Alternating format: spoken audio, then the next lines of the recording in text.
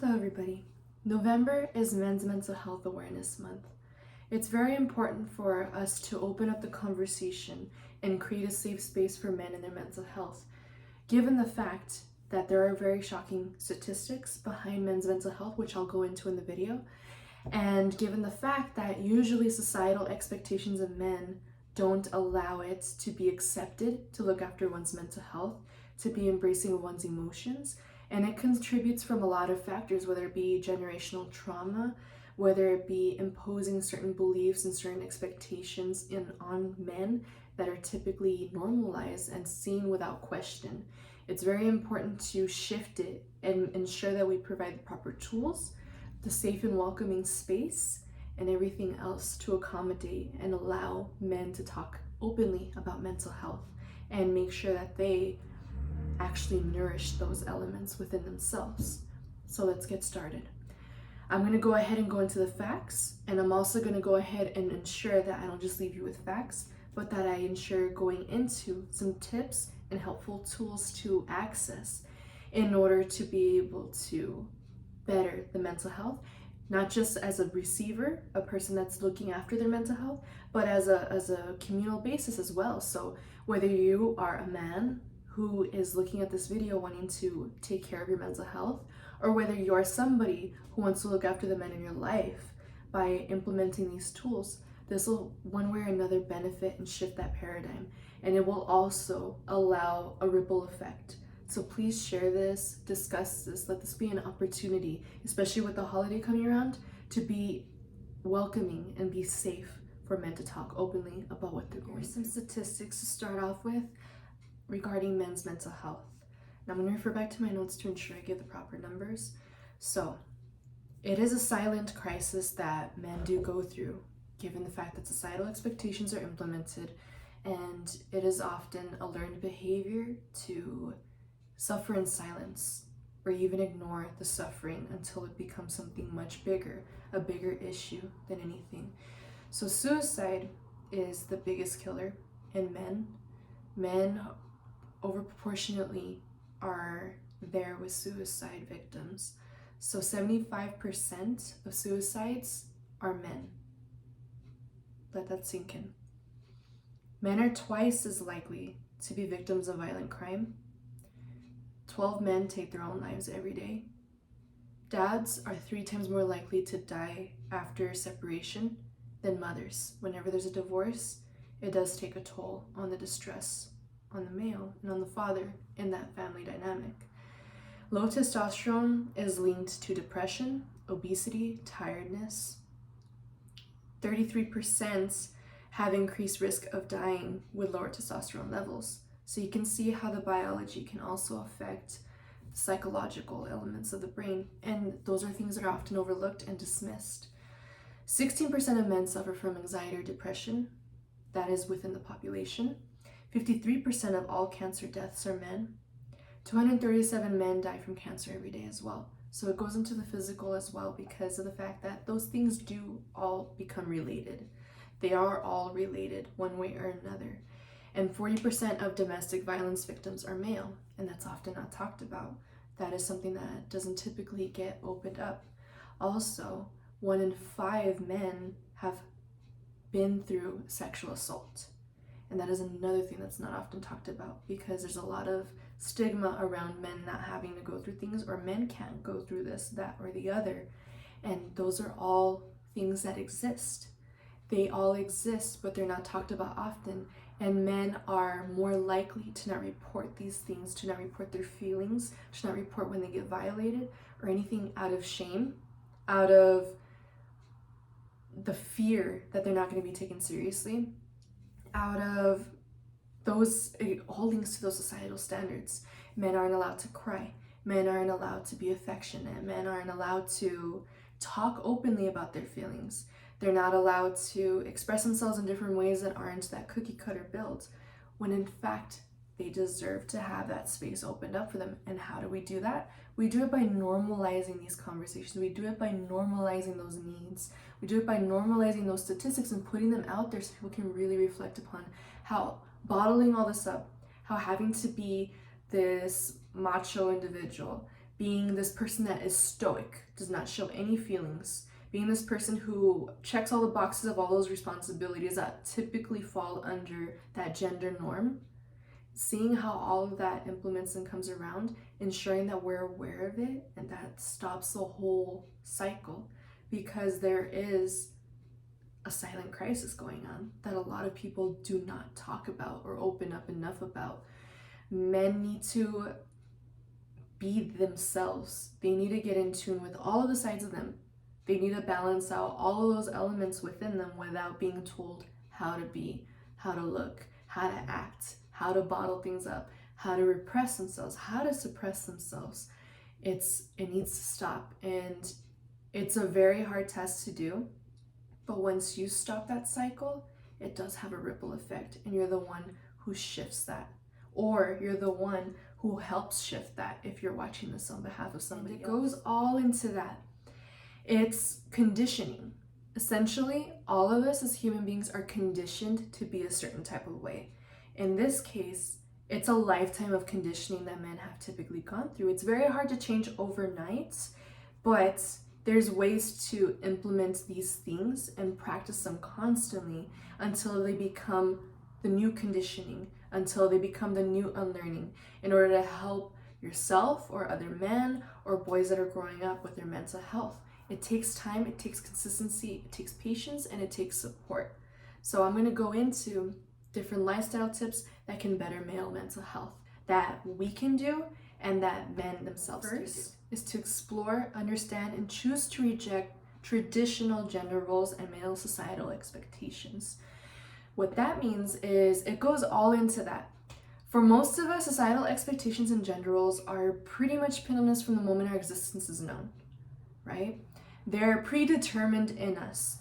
So even before we're born, there's the baby showers, there's the pink, blue, everything like that, which can seem harmless, and if done with good intention may not be harmful, but it's those things that slowly start building up, and those are the things that add up and shape the lives of many, and it's not always in a positive way. So it can start with the gender roles right there, with color coordination, what the child needs to be into or not into, what they need to say, what they need to not say. Don't walk like that, don't look this way, don't do this, don't do that, don't wear these clothes, don't do that, don't talk about feelings, don't cry, shut your feelings off. Like, it's, you see how it starts building up more and more and more and more and more.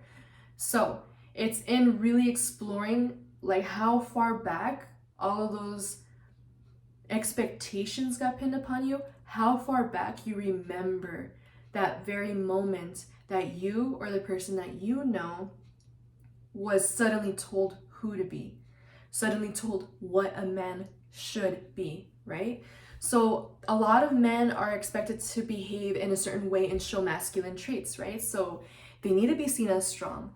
They need to show stoicism or lack of expression. Boys don't cry. That's where that saying comes from. Being dominance, achieving control, being the breadwinner of the household too. Like, traditionally speaking, that has always basically been like a baseline there. And while it can work with some dynamics, those things do add up to it. Those things do add up to the stress levels.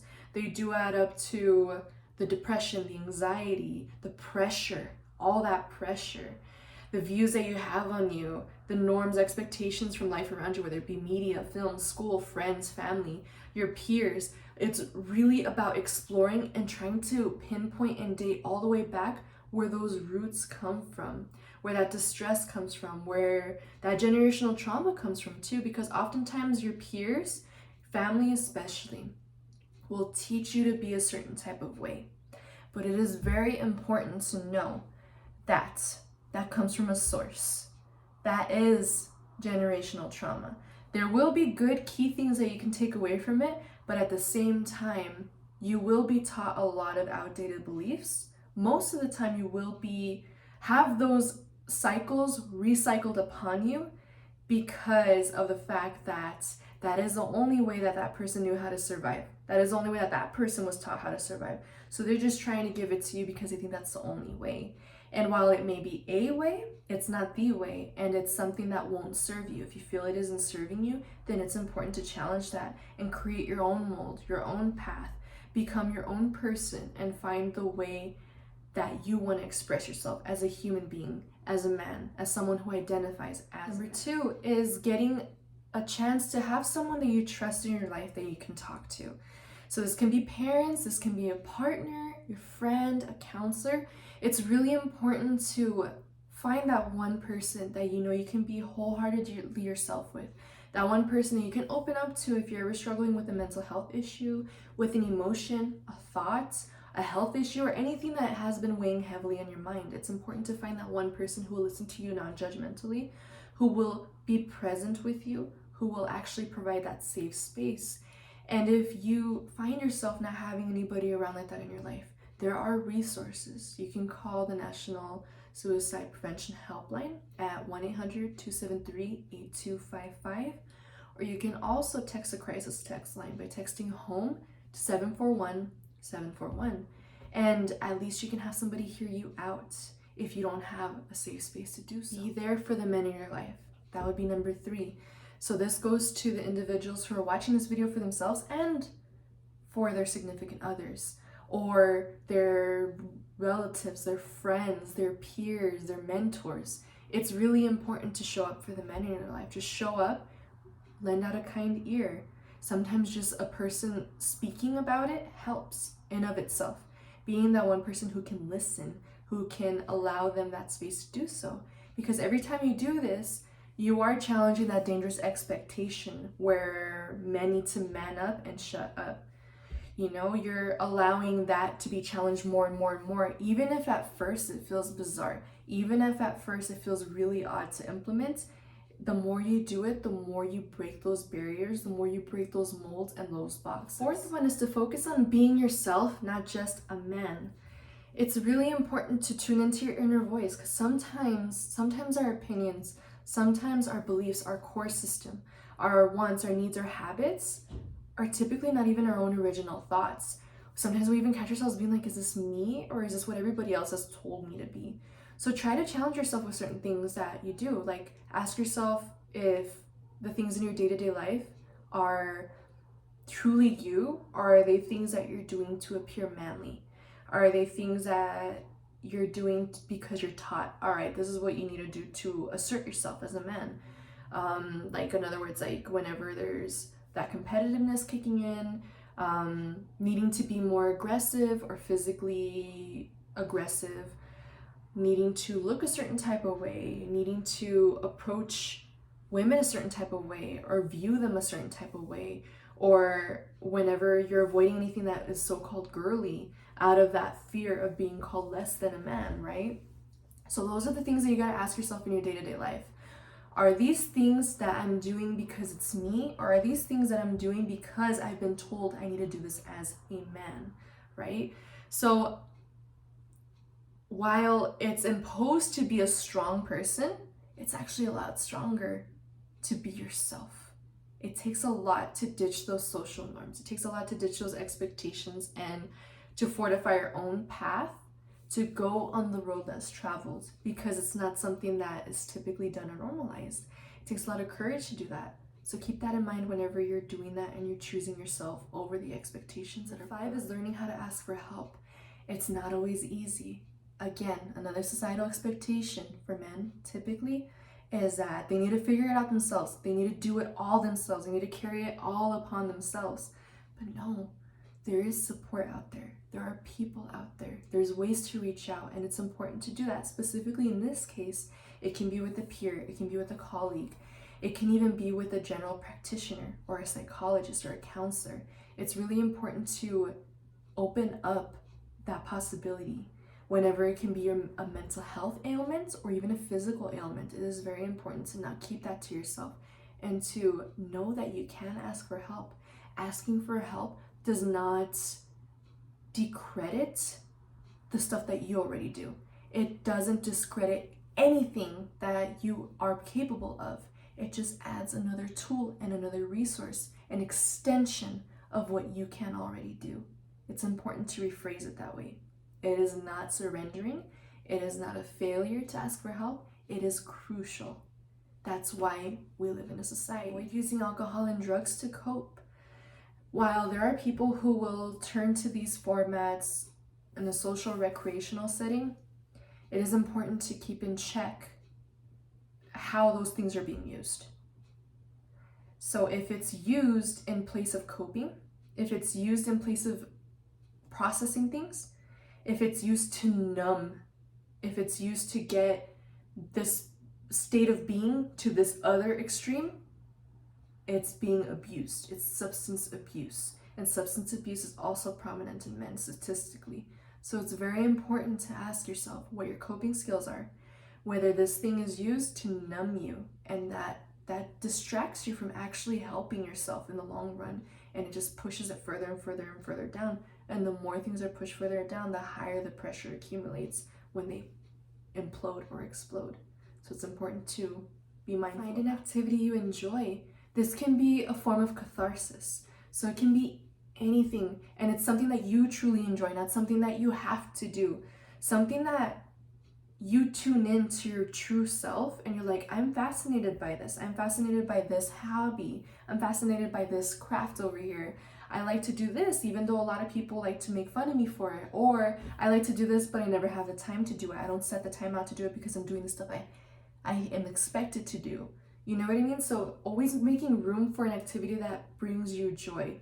It helps you de-stress. It helps you connect to yourself rather than what people expect of you. So it's really important to try to find that one thing that sparks joy in you, that one thing that you can enjoy doing, that will fuel that part of yourself and that will decompress you from all that stress that keeps getting moving. So some sort of exercising can help as well, because sometimes our brains can be so stubborn. They can be so ingrained with their patterns. They can cling on to things and ruminate like crazy, right? So it's important to get moving sometimes. Sometimes you have to hack your body in order to trick your brain into feeling good, especially around the season of winter. Seasonal affective disorder, seasonal depression really is a thing. So sometimes you need to trick your body into tricking your brain to feel good by releasing endorphins. And on top of all that, actually looks after your physical health. It all connects. Anxiety will decrease, depression will decrease, stress levels will decrease, and those endorphins will constantly be there, and it rewires your neural pathways in a way that becomes more permanent, and they can actually change the wiring of your brain for the better. And on top of all, you're improving your health along the way. So why not? Anger management is another one. So anger is actually a mask for all the other emotions that don't get expressed. Listen to that again. Anger masks emotions that don't get expressed. Why? Because in men, with societal standards and pressures, anger is more socially acceptable than crying, than being vulnerable, than showing any other emotion like joy, love, tenderness. Anger typically masks it because that is seen as strong. But it actually hurts. It hurts your insides a lot to hold on to that anger. Anger is like holding onto a piece of coal, a hot piece of coal. It's only burning you. So it's really important to have that anger management. And again, anger roots from stress. Sometimes if you feel yourself getting angry, remember that's conditioning. Really, really look into, okay, what is underneath this anger though? What am I really feeling? Am I feeling disappointed, frustrated, sad, hurt, betrayed? A lot of those other feelings can be put into and the root cause of anger. So explore that, sit with it, and find ways to decompress yourself and just breathe through that emotion. That's another way to open up, express your emotions. Sit down and let yourself feel it. It's gonna feel scary sometimes, it's gonna feel overwhelming sometimes, but let yourself feel it. You deserve to feel and process it the way it deserves to be processed, not just masked and layered and suppressed. Getting better sleep is another really good coping skill.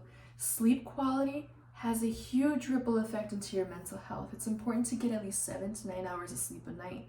Make sure your circadian rhythms are intact as well, because of the fact that stress affects not only your physical health, but your mental health as well. Lack of stress can contribute to depression. It can contribute to anxiety. It can contribute to irritability. It can contribute to mental disorders such as Alzheimer's, such as dementia.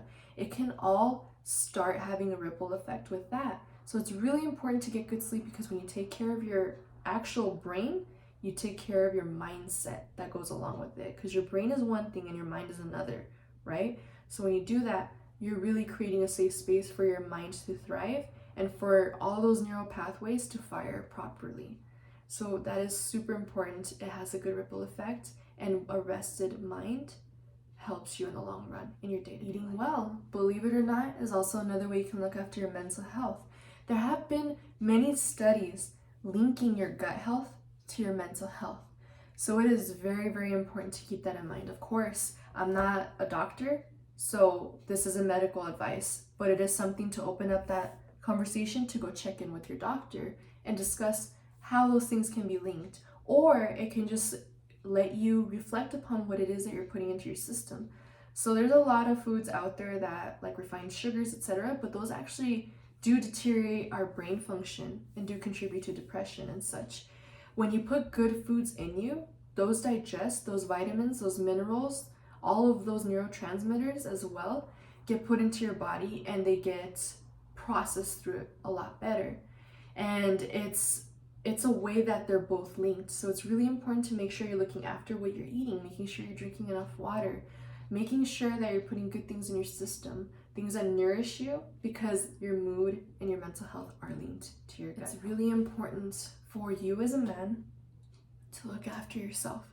Despite what people tell you to be, despite where you're expected to be, despite all that conditioning, you're worth taking care of your mental health.